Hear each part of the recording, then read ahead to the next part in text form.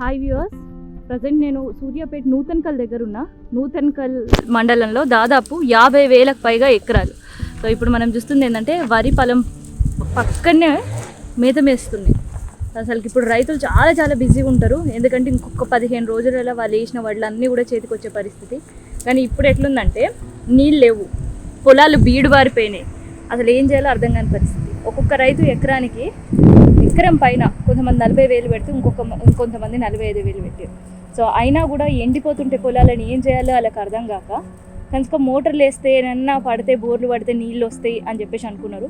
కానీ అవి కూడా పడక ఎట్లున్నాయి రైతుల పొలాల పరిస్థితి అంటే పొలం అంతా కూడా బీడు బారిపోయిన పరిస్థితి, బీడు బారిపోయింది.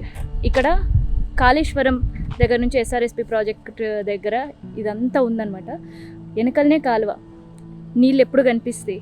కానీ ఇలా చూస్తుంటే ఆ నీళ్ళు కనిపిస్తే ఆ నీళ్ళ ఆశకి రైతులు ఎక్కువ శాతం వడ్లేసేసారు. ఇక్కడ 1 కాదు 2 కాదు, దాదాపు 50,000 ఎకరాలకు పైగా వడ్లు. కానీ ఇలా వడ్ల పరిస్థితి ఏంది దేవుడు ఎరుగు.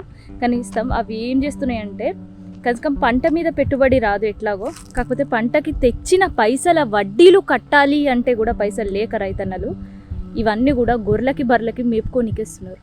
సో అట్లా మేపుకుంటేనన్నా కనీసం ఒక మడికి వాళ్ళు ఇచ్చే 1,000 రూపాయలతోటన్నా వడ్డీలైనా కట్టగలుగుతాం అని.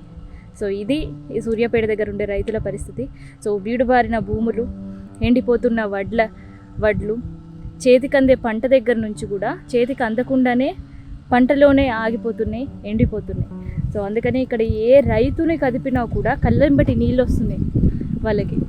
కొన్ని కనీసం ఇప్పటికైనా ఖచ్చితంగా ఒక 15 రోజులు అటు ఇటుగా తడి అందితే మడి చేతికి వస్తుందని, కానీ అది కూడా లేని పరిస్థితి. అందుకనే కనీసం బోర్లు వేస్తే అయినా పండుతాయేమో, వడ్లు చేతికి వస్తేయేమో, పెట్టిన పెట్టుబడి వస్తుందేమో అని ఆ ప్రయత్నం చేసేటోళ్ళు కూడా ఉన్నారు. సో ఒక్క 10 బోర్లు వేస్తే అందులో కనీసం ఒక్క బోరు కూడా పడని పరిస్థితి. 1 కాదు 2 కాదు, దాదాపు 150 ఫీట్ల కిందికి వేసారు. సో 150 కిందలు కూడా భూగర్భ జలాలు కూడా రైతులకు నేను అందరూ పొమ్మంటుంది గంగమ్మ తల్లి కూడా. సో ఈ రైతులకు మాత్రం ఈ ఏడాది గడ్డు కాలంగా మారిపోయింది. సో అందుకని ఎక్కడ చూసినా కూడా ఎండిపోయే కనిపిస్తుంది. సో వరి పంట పరిస్థితి ఇట్లా ఉంటే పత్తి చేను మనం చూస్తున్నాం కదా, పత్తి చేను అయితే అదే పరిస్థితి ఉంది, మినప అదే పరిస్థితి ఉంది. ఇక ఏం చేయాలో వాళ్ళకి గచ్చంతరం తోచక ఈ ఊరోళ్ళు పక్క ఊర్లకు పోయి మరి ఇవాళ ఇక్కడ నుంచి అడిగి వాళ్ళ గొర్రెలను వేపుకురాడానికి